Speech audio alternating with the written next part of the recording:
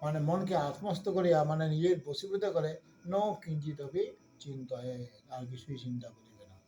এটা করলে আবার কি হবে?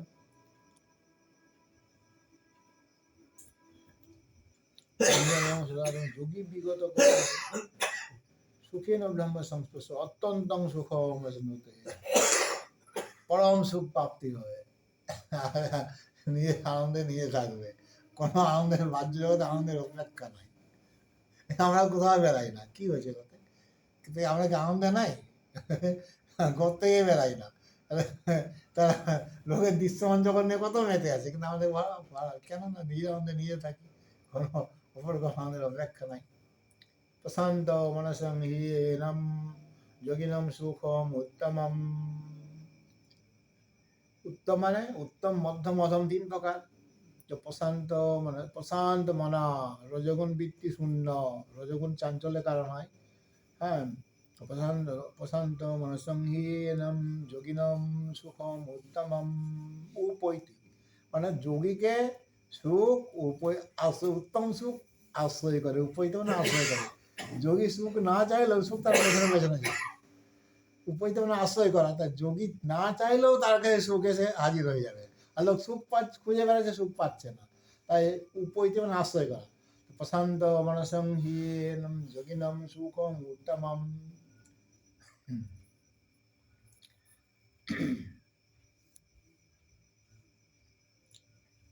শান্ত মনসংহীনম যোগিনম সুখম উত্তম উপৈতি শান্ত রজসং, রজগুণ বৃত্তি শান্ত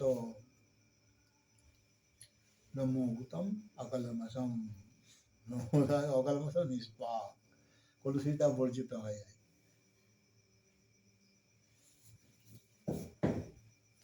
এরা সব গীতারই কথা।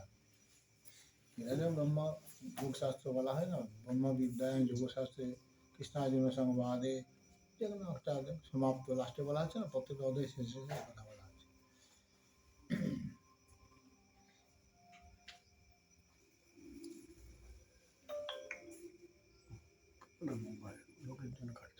সুখ স্বরূপে বিলীন হয়ে যাও।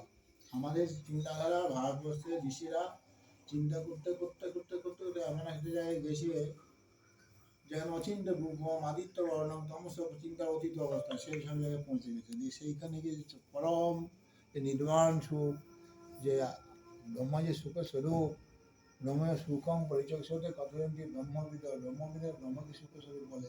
তার চিন্তন করতে করতে এই জায়গায় সে আনন্দগুলো মেয়েটি বয়ানাথ আনন্দাধাব কল্লিমানি ভূতানি জানতে আনন্দেন জাতানি জীবন্তি আনন্দং ব্রন্তবি সঙ্গ বিশন্তি। আনন্দের উপলব্ধি কেমন করেছে, যে আনন্দ হইতেই ভূতবর্গ উৎপন্ন হয়েছে, যাতে আনন্দের জীবন ধারণ করিতেছে। বিনাশান্তে আনন্দ বিমুখে প্রতিগমন করে আনন্দে বিলীন হইতেছে। আনন্দই ব্রহ্ম, সর্বমঙ্গল ইদং ব্রহ্ম, সব আনন্দময় দেখে নিচ্ছে। স্বরূপ আনন্দই, সেই যে আনন্দে বিলীন হয়ে যাচ্ছে। কি সুন্দর করা হতো, আনন্দ দুঃখ পাচ্ছে।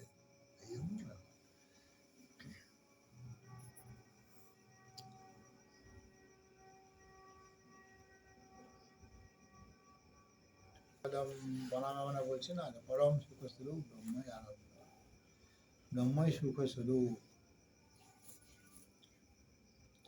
ব্রহ্মবিদ্যাটা বলে ব্রহ্মই সুখম পরিচয় কথয়ন্তি ব্রহ্মবিদ, আর সেই ব্রহ্মই আমি, আহং ব্রহ্মাস্মি।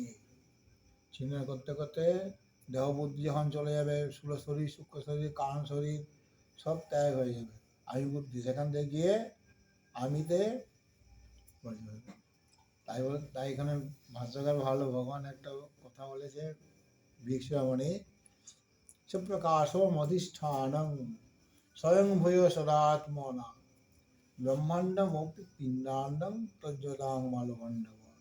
আমি সুপ্রকাশ স্বরূপ আত্মা সচ্চিদানন্দ। তো সুপ্রকাশম অধিষ্ঠানং, অধিষ্ঠানটা আমাদের অধ্যস্ত বাদ যাবে, অধিষ্ঠানটাই পর্যবেসিত হবে। আমার স্বরূপ হচ্ছে, অধিষ্ঠানটা কি না, ব্রহ্ম আত্মায় সুপ্রকাশ স্বরূপ। সুপ্রকাশম অধিষ্ঠানং স্বয়ং ভূয় সদাত্মনা, তাহলে স্বয়ং সম্পন্ন আমি বুদ্ধি লাগিয়ে তাতে আত্মকে সমাহিত করে তদাকার হয়ে থাকো।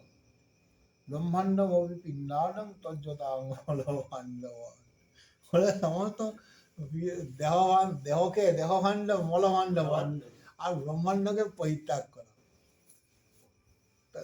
কেন শরীরের তো মৃত্যু নাই, শরীর স্থিতি মানে শরীর স্থিতি হলে শরীর চলে গেলে কি আমার কি আছে, আমি সর্বকাল চৈতন্য স্বরূপ।